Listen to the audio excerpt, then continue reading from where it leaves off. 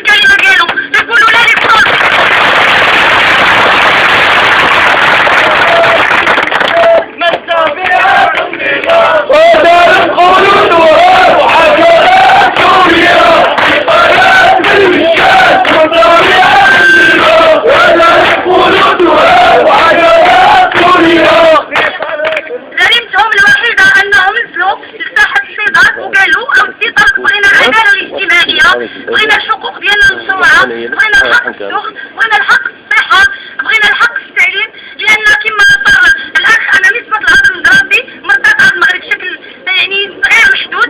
بالنسبة للبطالة ملي تلميذ كتلقاه في الابتدائي أو والاعدادي كيقرا وهو كيشوف مجموعه من الشباب حاصلين على اعلى الشهادات كيدوروا في الشوارع. هذا في الراي ديالكم ما كيعجبش هذا التلميذ على انه ما يديش مجهودات في الدراسه ديالو؟ هذا ما كيشجعش على الهضره الدراسي، هذا ما كيشجعش على مجموعه من الافات الاجتماعيه. هذه هي الجريمه اللي ارتكبوها المناضلين ديالنا، وهذه هي الجريمه اللي كيتحاكموا عليها حاليا. لكن اذا كان كيعتقد النظام ان الاعتقال ديالو المناضلين الشرطاء انه غيصير هاد الثوره الغضب، بالعكس من ذلك فالاعتقال لا يناضل، الاعتقال لا يناضل شريف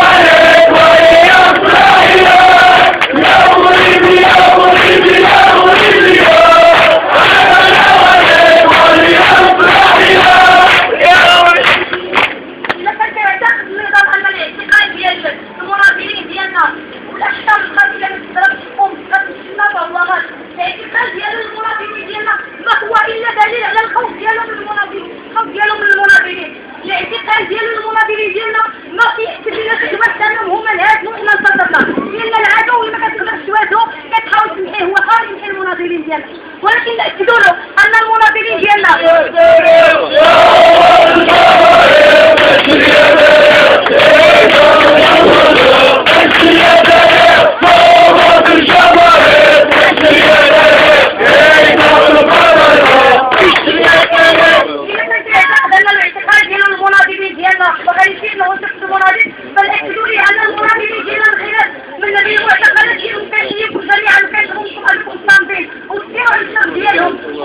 القضية ديالهم فداء القضية ديالكم، وكنعلنوا لهذا النظام أنه سيأتي يوم لتنتهي المعركة ولتتغير غبار هذه المعركة، وبطبيعة الحال سيكون الفوز للمناضلين والهزيمة للرؤوس الكتائب. وكنقول لهذا النظام يكفينا طرفا أن التاريخ سيكتب أسماء مناضلين بحسب المثال، هذا طرف لا يكتب التاريخ أسماء مناضلين، لكن التاريخ سيتبدل لهم.